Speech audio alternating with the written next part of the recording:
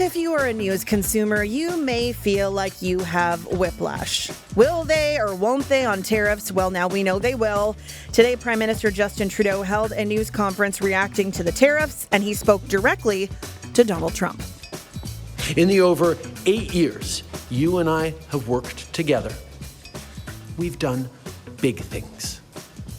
We signed a historic deal that has created record jobs and growth in both of our countries. We've done big things together on the world stage, as Canada and the U.S. have done together for decades, for generations. And now we should be working together to ensure even greater prosperity for North Americans in a very uncertain and challenging world.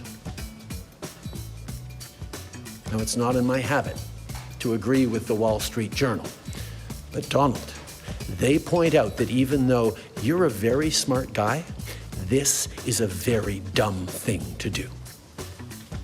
Prime Minister of Canada speaking earlier today to Donald Trump about the tariffs, and then there was that whole exchange between Donald Trump and Ukraine's President Volodymyr Zelensky. What might have been a private argument played out on an international stage yesterday. Trump paused military aid to Ukraine. Today, the Kremlin said that move would be the best contribution to the cause of peace. Yes, the country that invaded Ukraine. The news is a lot. And we have a close relationship with the United States. So we want to know today, how are you keeping your mental health in check? Maybe you think some of this is a good thing and you're okay with what's happening. How do we have respectful conversations in divisive and turbulent times? Today is going to be like a group therapy session, and we have a psychologist standing by. But we also want you to weigh in. How are you doing?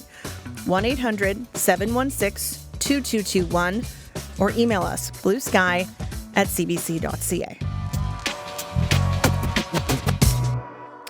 So last Friday, let me take you back to last Friday in case you have in fact missed this exchange.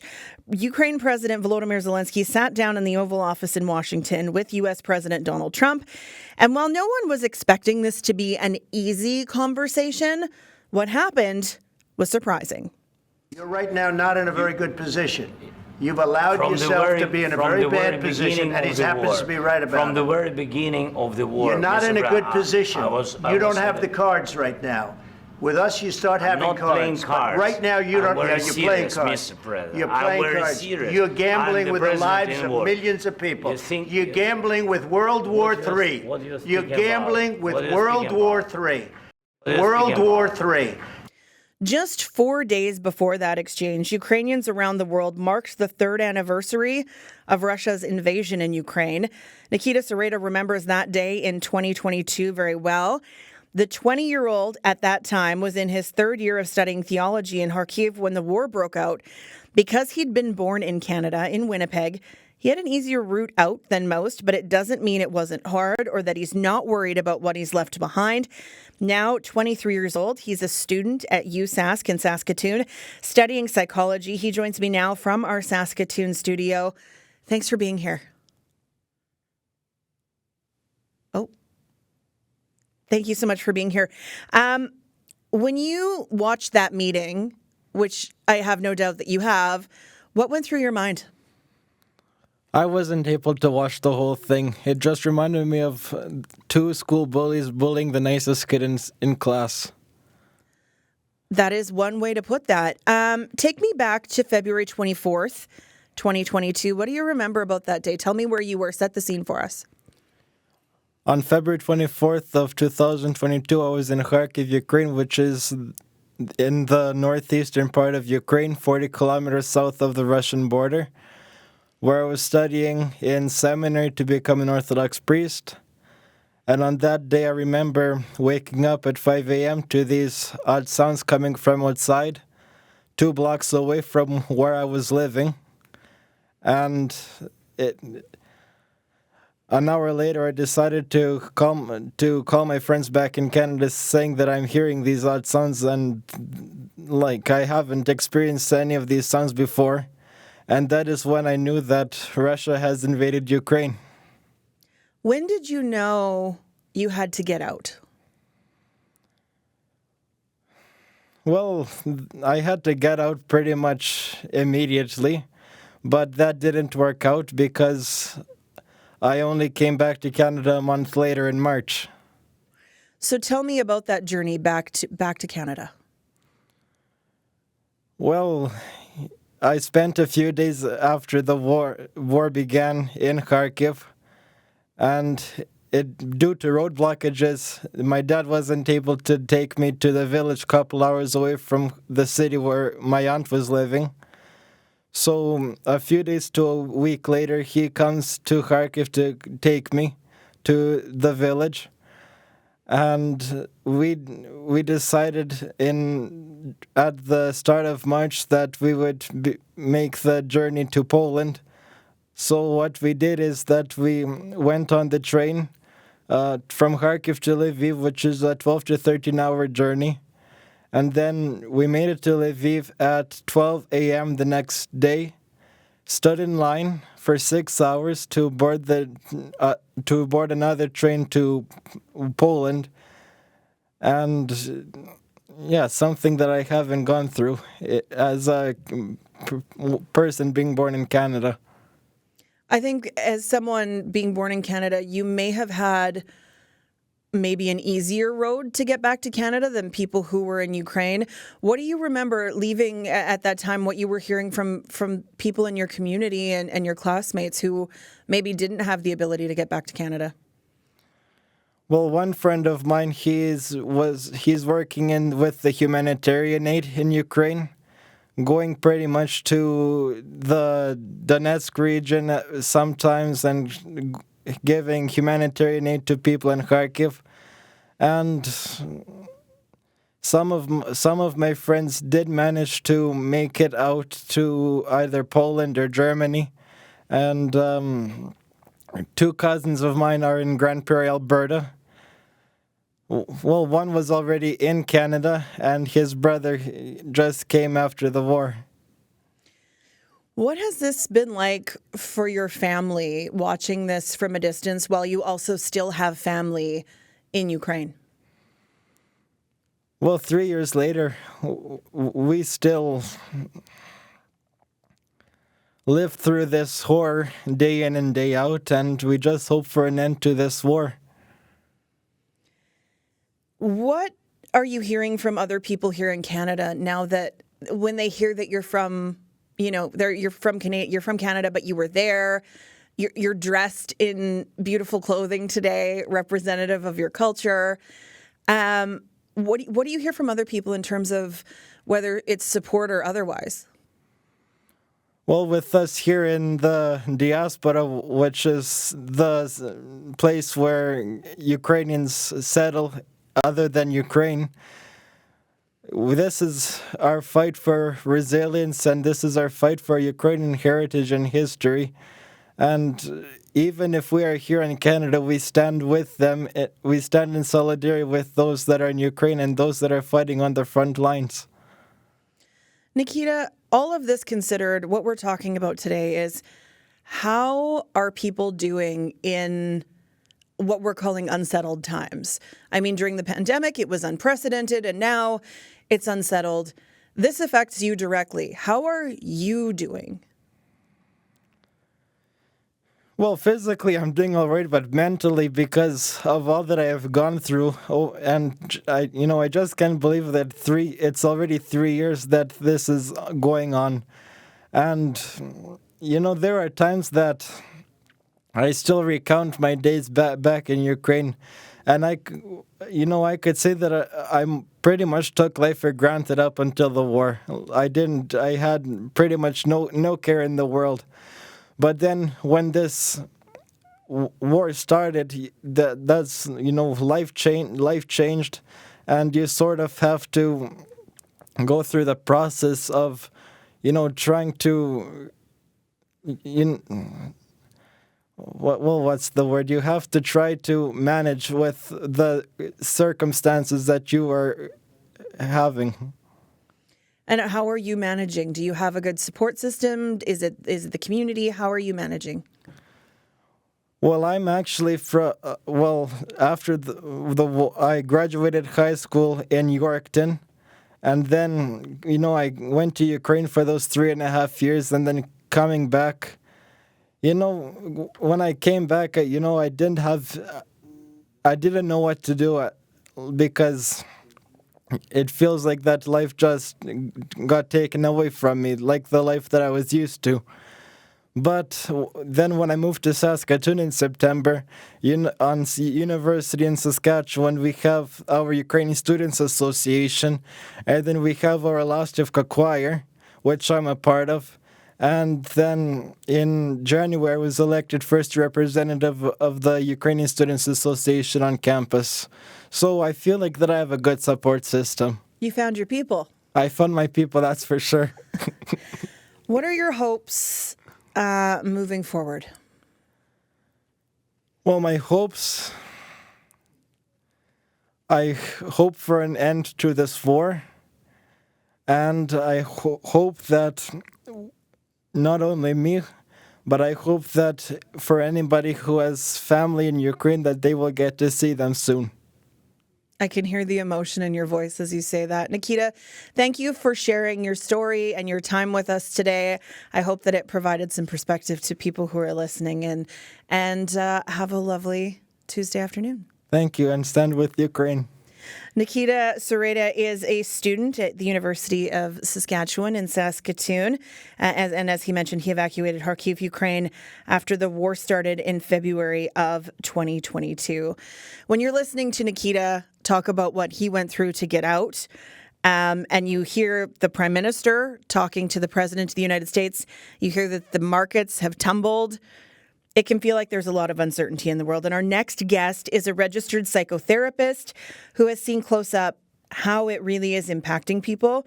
Laura Kavanagh is a professor of psychology and behavioral science at Seneca College in Toronto. She's also the author of 2 books, Essentials of Understanding Psychology and Hope Against Hope, Addiction Treatment and Recovery. She joins us now. Laura, thanks for being here. Thanks for having me, Sam.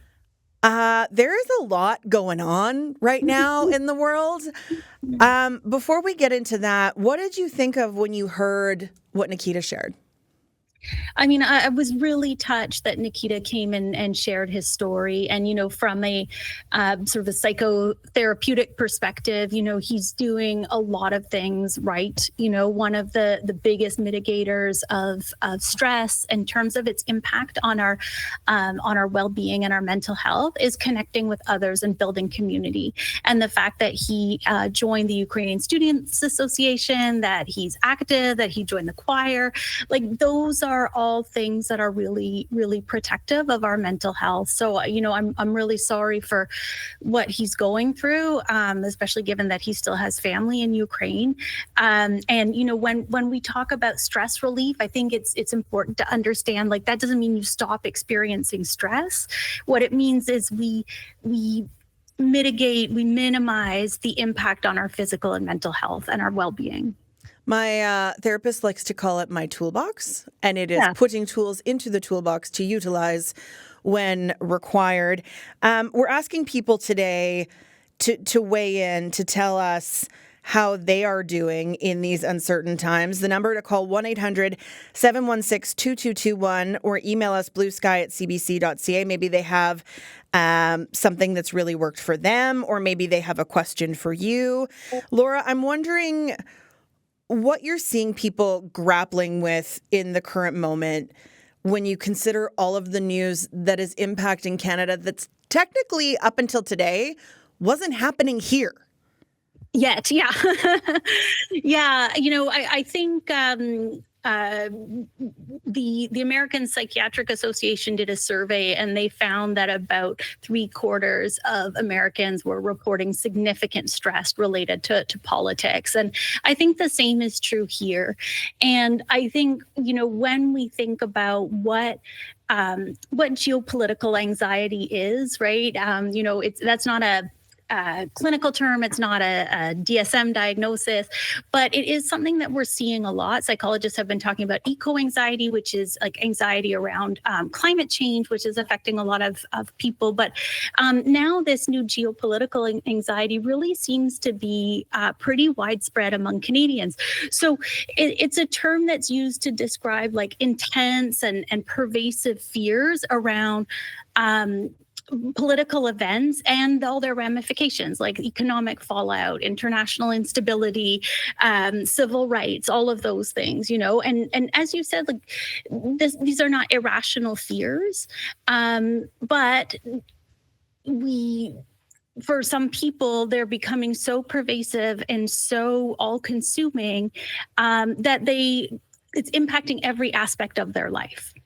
I'm wondering, when you consider, as I was saying to Nikita, we had unprecedented times when we were living in the pandemic, and now I would say it's unsettled times. But is there some anxious carryover from what we collectively experienced as a society over the last 5 years that's making this seem worse? Well, when you're already in an anxious state, you notice negative events more and you notice things that are worrisome more. So it does put you in a deeper anxiety spiral. And I would say, yes, sort of the long-term cumulative impact of living in uncertain or unsettled times certainly takes its toll. Like, if you think about like our stress response, it is an ancient response. So if you are a small dinosaur being chased by a T-Rex, the neurochemical cascade in your brain is the same that you experience today reading about, say, the imposition of tariffs or the stoppage of support for Ukraine or whatever it is, right? So our brain is really well designed to get into like a fight, flight, freeze response, to deal with an immediate predator, to scan the environment and make an assessment about safety or danger. But it's really not well designed to stay in that state. And the longer we have to stay in that chronic stress state, the greater the impact on our physical health as well as our mental health.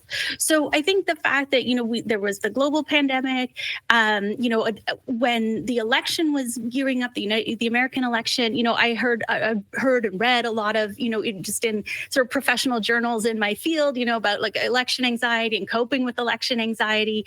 And then usually, even when we get bad news, for example, news is helpful from a psychological perspective. Mm-hmm. And in fact, like there was one study done with breast cancer survivors that said that most patients reported the worst time was waiting for bad news. So, the idea was sort of like the election itself is a time of uncertainty, but after you experience certainty, whether it's what you want or not what you want, it's still, certainty. But that's not what happened, right? And now we've sort of continued to live in these uncertain times. Well, tariffs are happening. Well, no, they're not. Well, they're happening here, but they're not, and so I think we're being kept in this state of uncertainty, which from a psychological perspective is really, really distressing for us. Mm-hmm. Like I said, we cope with bad news better than we cope with uncertainty. So how are people currently coping based on maybe what you're hearing from your patients or not to use social media as a barometer because that's a place where you go if you want to find division. But I'm wondering what you're seeing in terms of coping mechanisms and if there are some that are healthier than others. Yeah. And, I think it's interesting, like what you said about social media and its divisiveness. I think that itself is also an added element of stress that's maybe a little bit different than, the experience of political anxiety in the past, right? I mean, this is not the first time that, in when I was young, there was a lot of fear around a nuclear war, the 60s, there was, this is not the first time that people have experienced sort of geopolitical stress and anxiety. But I think the added element of real divisiveness and polarization is also increasing people's anxiety because it's harder to turn to others for support when things feel so divided and so hostile. Mm-hmm. Yeah, there is research though on managing uncertainty. There's a researcher who developed what she called an uncertainty management model. So, in psychology, there's research around almost everything. Which researcher is that? She says as she starts taking notes. Kate Sweeney, and she has like a really remarkable body of research around, the impact of uncertainty itself. So there's lots and lots of research around anxiety, which is really important, but the particular kind of anxiety that we experience with uncertainty, there's not as much research around until Kate Sweeney started looking into it in some detail. So, she said there's sort of three things you can do when it comes to managing uncertainty. So the first is like outcome mitigation. So essentially it's preparing yourself for the worst case scenario. So in this case with tariffs, it might mean, stocking up on items that might get more expensive, or, sourcing out, say, other places, other Canadian, for example, resources, so that you don't have to buy American. So those would be examples of like actual sort of action. Hang on, before we get to number two. Yeah. We do this halfway point thing where we check in with our headlines and we're kind of at the halfway point. And I feel like your strategies are going to go on for more than 2 seconds. So before I interrupt you again, I'm going to politely interject. And because David Shield is here with a look at the big headlines that our newsroom is working on this hour. I want to take this opportunity to put out the phone number again, 1-800-716-2221, or email us bluesky@cbc.ca. Today we are talking about how are you doing in these uncertain, unstable, unsettled, troublesome times. Our guest this hour is Laura Kavanagh. She's a professor of psychology and behavioral sciences at Seneca College in Toronto.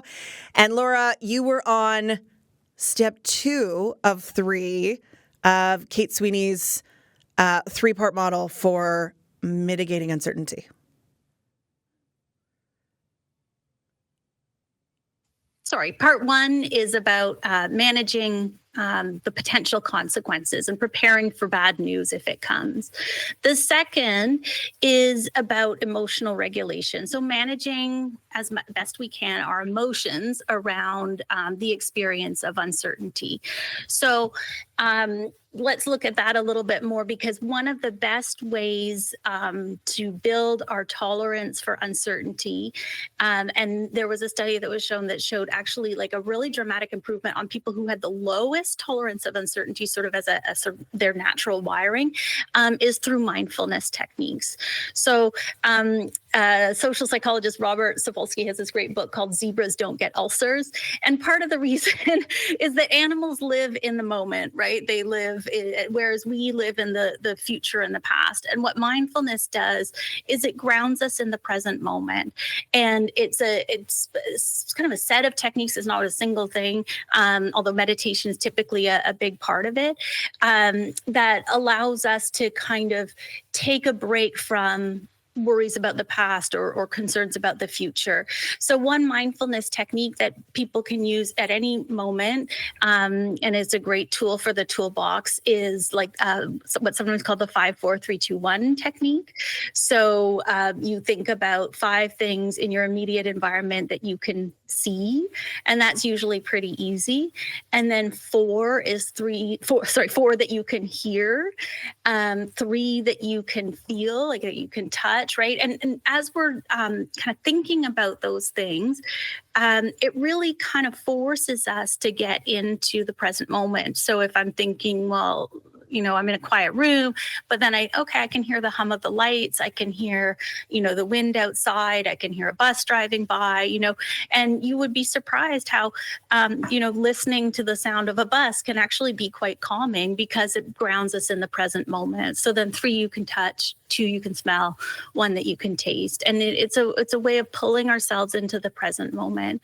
And then another really great emotion management technique is the experience of flow. So flow is when we're in a state where our action and our awareness really merge. And one of the examples that Nikita gave was joining a choir.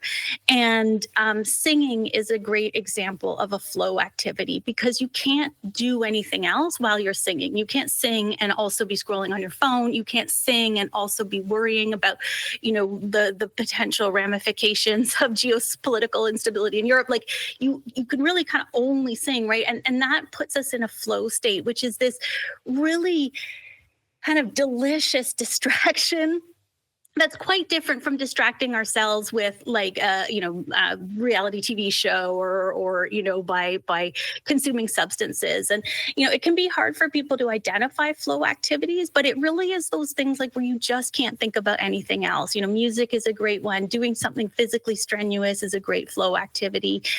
Anywhere where you kind of lose yourself. So paradoxically, like it's on the one hand, like things that pull you into the present moment that really ground you, and then on the other hand, those things that really take you outside of time are really helpful for emotion management.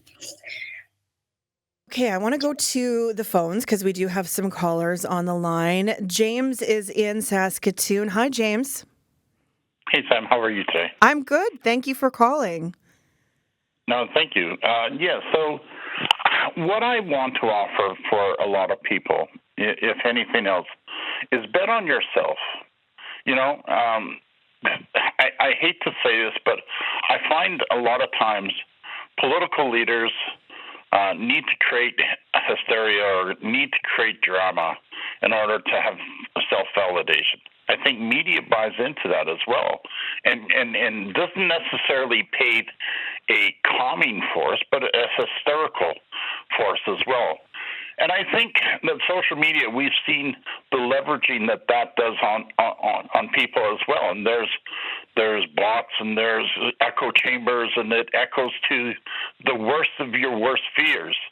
But we don't really see true leadership that guide us through the calm. And if we've learned anything from people like Dr. Phil, we can't control what others do. We cannot control what others do, but we can, and this is where the power is, we can control how we react. I apologize. Just give me 2 seconds here. and so to that point, that's the issue that ends up happening for most people, is they overreact. They overreact to the hysteria of the day. So, for example, my point of view in regards to Trump enacting tariffs, it's an import tariff. It affects Canadians not. It does not. But where we pay a huge price is by the government enacting counter tariffs. That's when we all of a sudden start to pay the price. And that's where we need to have stability and calm for the people, because at the end of the day, that's the direction that we're trying to move forward on. And so I just wanted to offer that opinion to you, and we'll go from there. I do. I tend to think that if we truly want to offer direction for people, this is where we need to help. And think of the burden that many people felt during the COVID era. I think this is the same. Governments are not necessarily our friends. So thank you kindly. All right. James, thanks for your call. I do want to clarify, there is technically an impact on the tariffs that'll be imposed here, because the way it works is basically it creates a Buy American First, which means they may not import as much Canadian goods, which means we may not have to create as many Canadian goods, which means there will be job losses. So there is a direct effect with these tariffs. It's not as simple as they just pay more for our stuff. Maria in Swift Current is also on the line. If you want to call in 1-800-716-2221, you can offer an opinion or a feeling, or if you have a question for Laura, we'll take those too. Maria, go ahead. Well, just to add on to James quickly, with the tariffs, like we don't even have free trade in Canada, and we're pointing the finger at Trump. we have a failed economy. They've been doing terrible, and we're using Trump as a scapegoat. But I want to offer that, part of mental well-being is just accepting reality for what it is. It doesn't mean you agree with it, but we just need to accept it and be honest about it. And what I think is leading to a lot of divisiveness and polarization is I think there's a lack of understanding about our history going way, way back. And, like even capitalism, we're in a capitalist consumeristic model. And we're not actually dissecting that and how harmful it is for us and the planet, where it's based on exponential growth, which is impossible. And, it was always, people wanting power and control, forcing the peasants. They shut off the means for peasants to provide for themselves. They privatized everything under the promise that you make me wealthy, it'll be good for you. But, people were forced into factories, or they were killed, or they died of starvation. Okay. Maria? And even centuries later, we still have to fight for basic rights.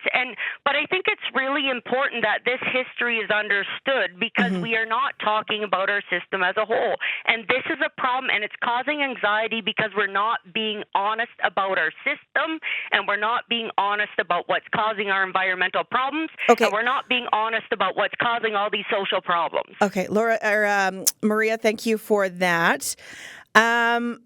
Laura, can I ask you, I think this is a great time to ask how people can maybe take care of each other in times like this. Yeah, and I really, I appreciated what Maria said about acceptance, right? Because a lot, when we are in a difficult situation, from a psychological perspective, again, it sounds a little bit paradoxical, but the best thing we can do actually is accept it as it is, and also accept our emotions around it, right? And as opposed to trying to sort of flee from them, because then we can figure out what is under my control and what is not under my control. And I like what you said about Sam, about supporting each other, right? Because there's really unequivocal research about the benefits of helping others. It's something that sort of pulls us out of an anxiety spiral and puts us kind of outside of ourselves for that period that we're doing it. And I think, if you're looking at the news, like the thing that gets under your skin the most, that might be the thing where you can take a little bit of action. And that doesn't mean you can, guarantee world peace, right? But that may be where, I can volunteer, let's say you're really concerned about civil rights and LGBTQ plus issues. Well, you can volunteer at a community center, or you can, start, if you're a teacher, start a GSA at your school, or, make some kind of action that doesn't necessarily directly benefit you, but that benefits others. And, that where you feel those strong emotions, maybe a guidepost for you for where to take action. And I think sometimes, people don't want to or are afraid of kind of surrendering their strong emotions, because they feel like if I'm not outraged, I'm complacent. But actually, there's some research that's the opposite, right? What happens when we're in a state of really extreme emotional distress all the time? And this is kind of what James was saying, when we're really worked up all the time, we burn out. Our bodies are just not designed to stay in that state all the time. And so it really is up to each of us as individuals to kind of figure out what is the balance. It's important to be informed, yes, but I'm not a reporter. I'm not, I don't need to be able to explain every headline. So how much do I need to know to be informed, but that it's not going to impact my quality of life? And the thing is that if you are not emotionally burned out, if you are still in that kind of calm, informed but calm zone, you're actually more likely to take action, not less. Because when we're so paralyzed, when it feels so big and so overwhelming, we end up, that's actually what puts us into inaction. Okay, Laura, I have an email from another Laura It says, thank you for helpful feedback regarding managing emotional management techniques. My question for you is regarding parenting challenges during hard time.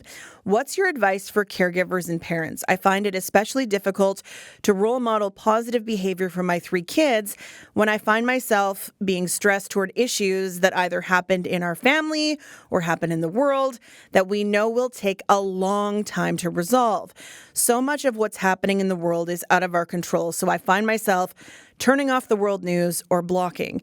Can you give me any good advice for getting out of my isolated bubble? Yeah. And I think, that's a really great question, Laura, not surprising, great question from another person. Because I think a lot of us do want to withdraw, right, when we get overwhelmed. And as I said about Nikita, actually community is one of the best ways to kind of mitigate stress during uncertain periods. Now, I think when it comes to your children, a lot depends on how old they are. It is not helpful to stress out young children, right? And it's not helpful really, because teenagers are black and white thinkers. So a state of formal operations, which means they can't really balance 2 abstract ideas at the same time. It's important for them to be informed, of course, because they are, on the cusp of adulthood, but understand that what is a little bit stressful for you may be extremely stressful for your teen. So it's really important to kind of be a model of good mental health. There's a study that shows that, some of us, like I said, that stress system is ancient. It hasn't changed in billions of years, but some of us power up fast and power down fast, and some of us don't. I'm one that doesn't. So, there's a study done on air traffic controllers, and they found that the ones who are able to have a long and rewarding career in that extremely stressful field are the ones who can power up and power down. So they are not stressed until the second they sit down on the chair. And then 5 minutes after their shift is over, all the systems are back down. But that's not true for everyone. And what is that like? Yeah, I know, right? Some people start in that field and they're stressed, the morning knowing they have to go to work that night and they can't sleep after they're done because it takes so long to unwind. So, if it's your child's birthday and you are like me, if you are like that, right? You need to be aware of that. And that means that in order to be present for your child, you have to think about, when am I going to consume news that may be distressing for me, knowing that I'm not the person who can just kind of put down my phone and switch gears. Now, if you are, that's a different story, but a lot of us aren't. And it's important to know that about ourselves. We're not all air traffic controllers. What advice do you have for parents of kids who are picking up bits and pieces and they're only picking up the bits and pieces? How do you, because as you mentioned that it can be more stressful for them, but you also don't want them to be misinformed. Right. And some kids are kind of talking about this, or they're trying to have conversations with adults about this. How would you navigate that? Yeah. And, kids are really consumed with, they're bathed in social media, even young kids, right? So it's not like you can entirely shelter them from the geopolitical events of the world because, they have a phone in their pocket, or if they don't, their friend does, right? Mm-hmm. It's a little bit different than, say, when I was young and it was a question of what do you turn on the news or not at 6 o'clock, and how distressing is it going to be? So, the third part of the uncertainty management model, and I think this is actually helpful for this part of the question, is the idea of reappraisal. And that is particular to managing uncertainty. And I think what's helpful about this part of that technique, the third aspect of it, and what can be helpful with for children who, again, don't have all the context. We don't have all the context. Maria made the point of we have to look at hundreds of years of history to really understand what's happening in the present moment, right? And people devote their careers to studying this. Is a gift of maybe, and there was a book written on it by an author named Alison Carmen, and essentially it helps remind us that the situation is more complex, and therefore our efforts to predict it are maybe maybe, not fallible or not infallible, sorry. Mm-hmm. So there's this Taoist approach, and there's lots of research around this in mindfulness and well-being. I don't know if you've heard the story of the Taoist farmer. So he's a farmer, and he has only one horse, and his horse runs away, and all his friends come to his all the friends in the village come to his farm and say, "Oh my God, what terrible luck!" And he says, "Maybe." Mm-hmm. And then the next day, the horse comes back with 3 other wild horses, and they go, "Oh my gosh, what wonderful news. Like, this is so great for you." And he says, "Maybe." And then the next day, his son gets thrown because he's trying to ride one of the wild horses, and he breaks his leg. And they say, "Oh, what terrible news this is. You're not going to have anyone to help you on the farm." And he says, "Maybe."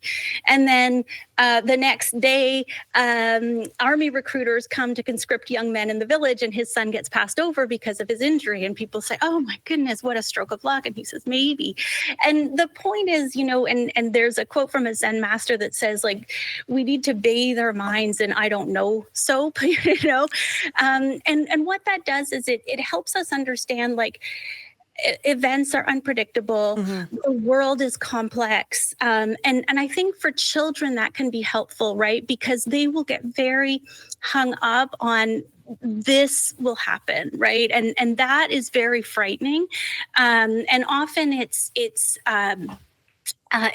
quite an extreme outcome that they're picturing in their minds, right? So introducing that kind of reappraisal of, like, that intellectual humility of, like, things are complicated and we don't really know how things will turn out. There's another technique called, like, preemptive silver lining, where you try to find a silver lining in it. Like, okay, maybe this will, maybe it will encourage people to buy more Canadian goods and products within Canada, and maybe that's going to be good for local businesses. That can really help children to kind of detach from, what might be a real kind of doomsday narrative that they have in their head. And it, can help us too. Mm-hmm. There is still time. If you have a question, a call, an opinion, 1-800-716-2221, or you can email us, bluesky@cbc.ca. Kevin emails, "I would say I'm not doing great. I'm one of those folks who pays too much attention to politics. I feel like I don't have it within me to bury my head in the sand. I try to give myself breaks from it when I can unplug from all of the news and political podcasts and focus, as a previous caller pointed out, on things I can actually control. My top unplugging activities are listening to music, doing housework, and taking walks around the neighborhood with my dogs." Laura, reading that, and I'm thinking about this as I'm someone who works in the news and can't really escape random conversations with my family or with other people. One thing that is kind of a holdover from the pandemic is the relationships that this has fractured, the divisiveness that really came out of the pandemic and kind of continues now. I know a lot of people who don't speak to siblings or immediate family members. What advice do you have for managing those close? I mean, with someone who is a friend, I mean, you may grieve a relationship, but when it comes to those close familial ties, what advice do you have for people when it comes to navigating this new normal and keeping our families in one piece? Yeah. So, I think it's really important. And I say this to my own clients all the time, because I think it is a blessing. There's a lot more awareness about sort of mental health and well-being that's out there in the public. But just like anything else that sort of gets, put out in the forms of, like, tweets or social media posts, it gets, maybe overly simplified, right?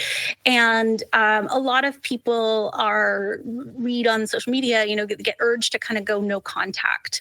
And I think it's really important to remember that there is a huge, huge space between having, really porous boundaries and no contact, and that there's a lot of space in between those two. And, no contact, especially when it's someone who's, part of your really like a really close family member, like a sibling or a parent, can be really psychologically hard on you, and I think it's important to remember, like, we don't put boundaries in place in order to change other people's minds, and we don't put boundaries in place in order to punish other people. That's not what they do. What boundaries do is they protect our mental health, right? And I think sometimes when people put a really extreme boundary in place, they're like, this will force the person to change. But as Maria said, like, we can't control what other people do or how other people think, right? And so I think sometimes I say, well, think about, like, not so much what this means for, let's say it's your parent, but what it would mean for you to feel like you were a good daughter, right? And for some people, they might say the best, and some relationships are very toxic or very abusive, and so maybe in that case, no contact is a good approach. But often it's like, okay, for me to feel like a good daughter, I need to go over there on Christmas and Easter, and I need to give a call on Thanksgiving, and I need to send a birthday card or whatever it is, right? And then it becomes not about the other person, but about, like, what do I need? And I always really encourage people to look into that gray area. The other thing I say is, like, boundaries are flexible, right? You don't need to make a decision and then enforce it like a prison sentence. You can decide, I'm not going to talk to this person. I'm so upset right now. And then you're allowed to change your mind. And again, like, I think sometimes there's that fear that if I let go of some of this anger, I'll become complacent. But actually that's not the case, right? And as we said, like, when we're protecting our own sort of mental health and physical health, we're actually better able to kind of manage new stresses and to take action. And, I want to say about something that Kevin said, which I think is really important. Like, if we think of this stress response as being an ancient system, it's not a bad idea to think of ancient solutions. And one of the things that we as humans have always done and always appreciated is the power and beauty of nature, right? So when he said, like, I get out there and I walk my dogs and I do it without my phone or without my earbuds in, listening to a podcast, like, there is real power in that. And there was a study done where they showed that, like, individuals recovering from surgery recovered faster when they could see a tree out their window versus when they saw only a parking lot. So, getting out there and experiencing the natural world, it's really healing for us in a very profound way. Really quickly, if you could offer people one useful trick to do today if they are feeling real stressed, what's your tried and true? Yeah. I think, like, for me, that notion of flow, the things that get us out of our head for a little bit, is really important. And one of the things that studies show is that flow is very, very beneficial, but people have a difficult time identifying what puts them in a flow state. So I think what I would suggest is, everybody has things, to start thinking about, where in the past have I felt like I lost myself? Is it when, in a good way, like, lost myself in time? Is it when I'm, building something with my hands? Is it when I'm working out in a way that's really, really strenuous? I do this Pilates boot camp. I cannot think about anything else while I'm doing it. Is it when I'm playing an instrument? Is it when I'm creating art? Is it when I'm, outside, taking a walk? Is it when I'm having great sex? Like, everybody has activities that put them in a flow state. And to be able to identify some is really helpful, because we're actually not great at remembering them when the moment comes. And so we turn to things that take us out of time in ways that are less healthy, like substances, or let me try to numb myself by scrolling on Instagram, right? And that often makes us feel worse than we did. Laura, this has been so refreshing. I love that you told people to go out and have great sex. That's a hilarious way to end a noon hour show on a Tuesday. And in a world where everyone's so grumpy, I think we can use a little levity. Thank you so much for your time and your strategies this afternoon. So appreciate it. Thanks so much for having me, Sam. Have a great day. Yes, you too. That's Laura Kavanaugh. She's a psychotherapist, author, and professor of psychology and behavioral sciences at Seneca College.